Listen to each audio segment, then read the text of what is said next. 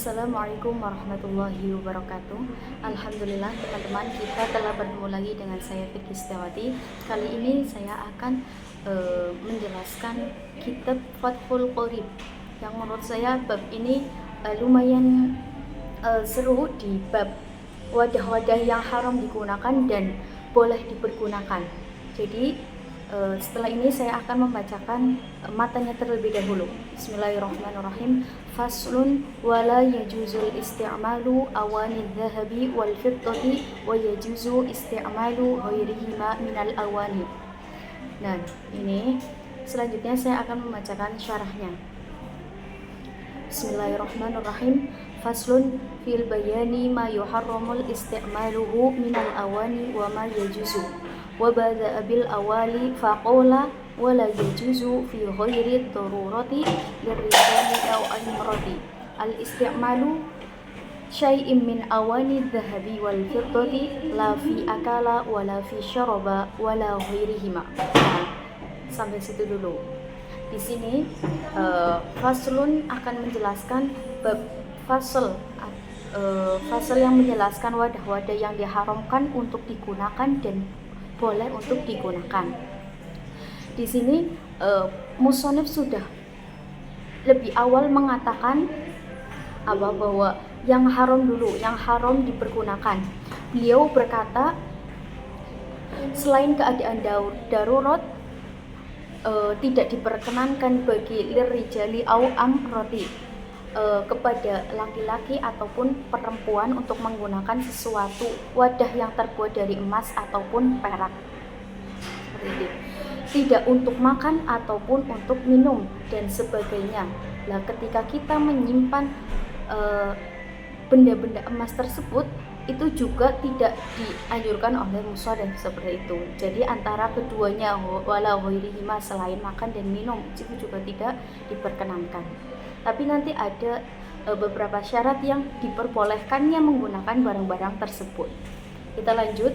Wa kama yuharramul isti'malu ma dzakara yuharramul ikhtidatu min ghairi isti'malu fil ashhi wa yuhramu aidan alana lil musalli bidhahbin aw fiddatin in hasila min tala'i syai'in bi'irdatil 'alan nar. Ya, seperti sebagaimana yang telah dikatakan bahwa haram itu haram menggunakan barang-barang yang terbuat dari emas ataupun perak. Setelah disebutkan di atas tadi ya, bahwa menggunakan untuk minum atau makan menggunakan perak atau emas itu diharamkan. Begitu juga haram menyimpan tanpa digunakan. Jadi untuk hiasan atau apa itu juga tidak boleh menurut pendapat yang sah, yang sahih itu.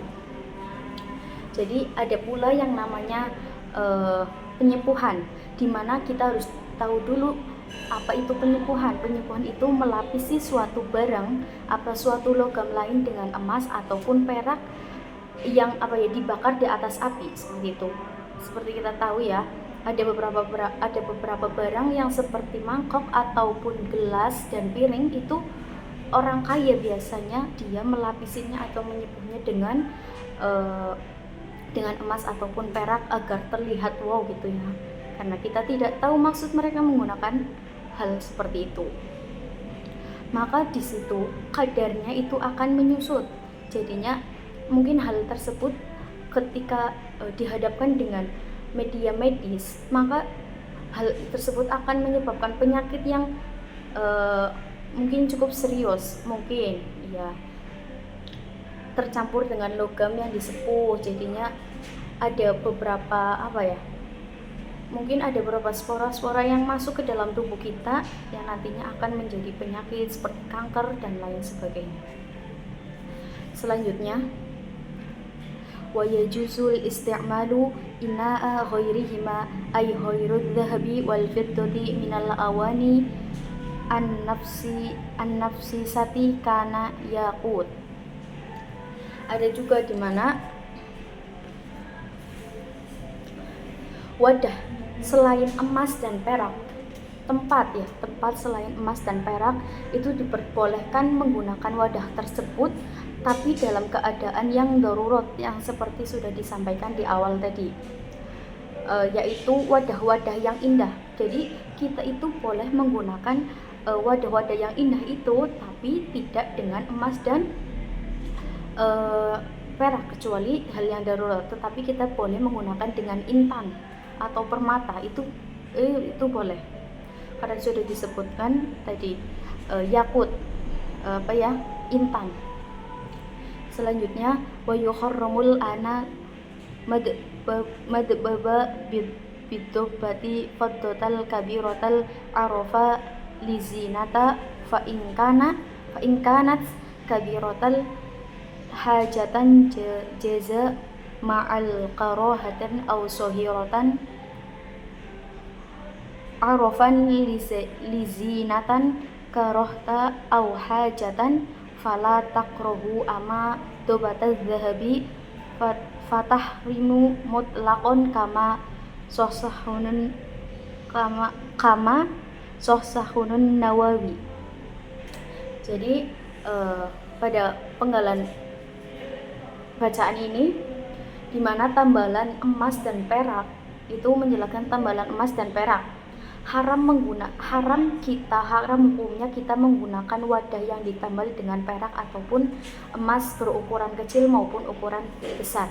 Jadi ada hukumnya ketika kita menggunakan perak dengan tambalan kecil, itu hukumnya makruh, dan ketika kita menggunakan suatu barang dengan tambalan emas yang besar, emas atau perak yang besar, itu hukumnya haram digunakan.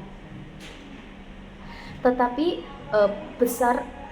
ketika berukuran besar dengan ada hajat, itu menurut a'raf tradisinya dengan tujuan dengan hias itu makruh. Jadi ketika tambalan perak itu berukuran besar karena ada hajat, maka diperbolehkan, namun tetapi makruh dengan niat dengan adat atau a'raf dengan tujuan untuk berhias, itu maka diperbolehkan, tapi hukumnya itu makruh. Atau adapun tambalan yang terbuat dari emas, maka hukumnya haram secara mutlak. Jadi tidak boleh kita menggunakan suatu barang yang ditambal dengan emas ataupun perak, sebagaimana yang disyarahkan oleh Imam An-Nawawi tadi di dalam kitab Fathul Qorib. Jadi pelanggaran ini juga berdasarkan hadis yang diriwayatkan oleh Bukhari dan Muslim, sebagaimana yang dikatakan, janganlah kalian minum menggunakan wadah yang terbuat dari emas dan perak dan janganlah kalian makan menggunakan piring terbuat dari emas, makan ataupun minum menggunakan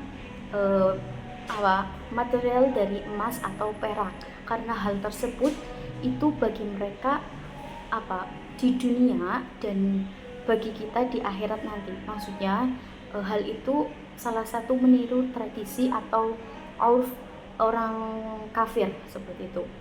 Alasan pelarangan ini itu salah satunya terkait dengan sifat sombong yang akan kita keluarkan ketika kita menggunakan barang-barang antik seperti itu. Kita menggunakan emas, kita menggunakan perak, takutnya ada dari diri kita itu keluar sifat sombong atau angkuh terhadap suatu hal yang kita miliki, serta hal tersebut untuk menghindari meniru tradisi orang kafir, dan darurat untuk kesembuhan, dan hal tersebut itu boleh dipergunakan untuk hal darurat ketika contoh kasusnya ketika ada orang yang sakit mata ataupun ada masalah dengan matanya, dan dokter menyarankan untuk memakai celak menggunakan wadah emas atau perak, maka itu diperbolehkan karena dalam keadaan darurat.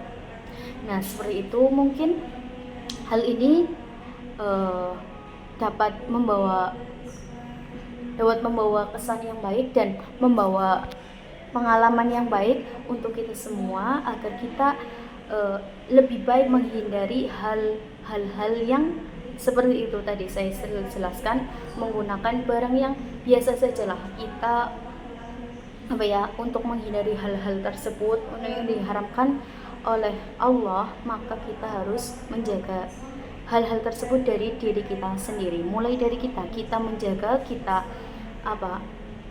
Kita memberitahu kepada orang. Ketika kita tahu, kita beritahu kepada orang dan tanya dulu kenapa Anda memakai barang tersebut. Contohnya, mungkin ada alasan yang lain dan mungkin ada sesuatu hal yang darurat seperti tadi yang dicontohkan, sakit mata ataupun yang lainnya. Dan ya, mungkin cukup sekian dari saya. Semoga video ini bermanfaat untuk kalian semua.